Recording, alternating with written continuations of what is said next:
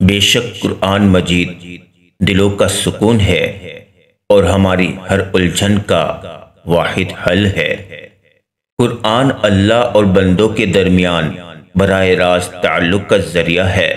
قرآن کو سمجھ کر پڑھیے تاکہ اللہ آپ پر رحم کرے۔ قرآن پاک کی خوبصورتی یہ ہے کہ تم اسے بدل نہیں سکتے، لیکن یہ تمہیں بدل سکتا ہے۔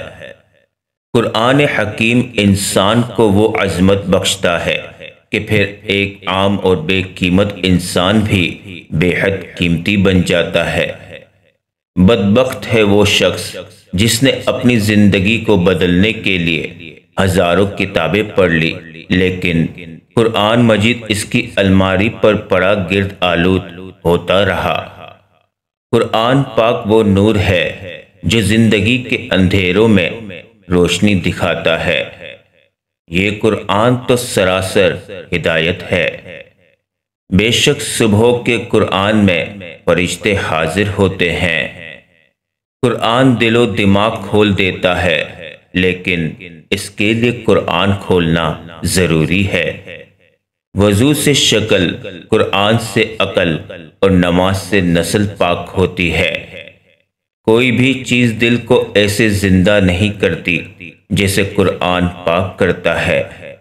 کامیابی کا سفر نماز اور تلاوت قرآن پاک کے بنا ادھورا ہے۔ ہم نے اس قرآن میں لوگوں کو ہر طرح کی مثالوں سے سمجھایا، مگر انسان بڑا ہی جھگڑالو واقع ہوا ہے۔ کیا یہ لوگ قرآن میں غور نہیں کرتے؟ اگر یہ قرآن اللہ کے سوا کسی اور کی طرف سے ہوتا تو یقیناً یہ لوگ اس میں بہت سا اختلاف پاتے۔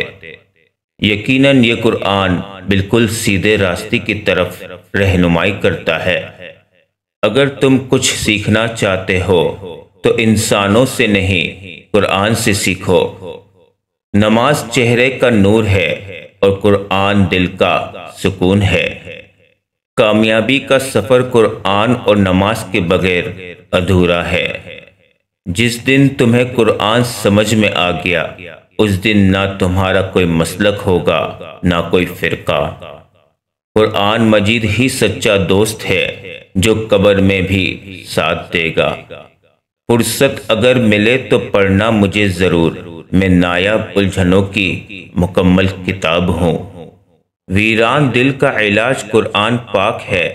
قرآن شفا ہے، قرآن رحمت ہے، قرآن ہدایت ہے۔ جب بے چینی سی محسوس ہو، دل اداس ہو، قرآن پاک سن لیا کرو۔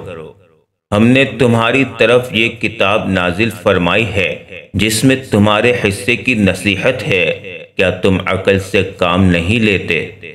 کتنے بھی بڑے اسکول یا کالج میں پڑھ لو، لیکن انسان بننے کے لیے قرآن کا مطالعہ کرنا ہوگا۔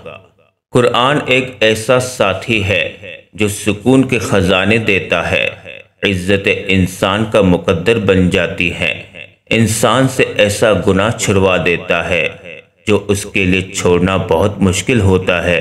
دل نرم ہو جاتا ہے کہ حق بات قبول کرنے والا دل مل جاتا ہے۔